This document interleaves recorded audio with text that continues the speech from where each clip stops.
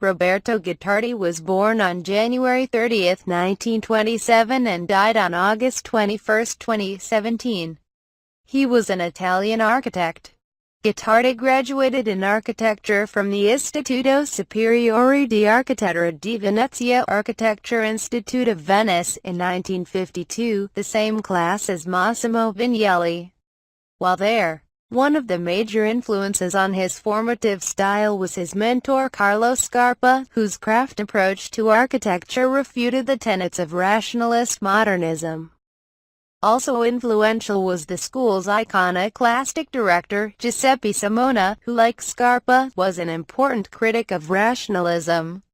After his studies in Venice, Gottardi worked in Milan for the firm BBPR under Ernesto Nathan Rogers. In 1957 he departed for Caracas upon the invitation of a Venezuelan architect whom he had met in Rogers' office, and ended up working with fellow Italian Vittorio Gottardi and Cuban architect Riccardo Porro in the Banco Obrero project, led by famed architect Carlos Raúl Villanueva.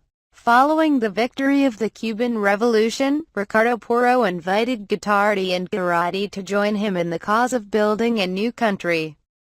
Gottardi arrived in Cuba in December 1960, and soon began work with Porro and Gottardi on the ambitious project of Havana's new National Art Schools, commissioned by Fidel Castro.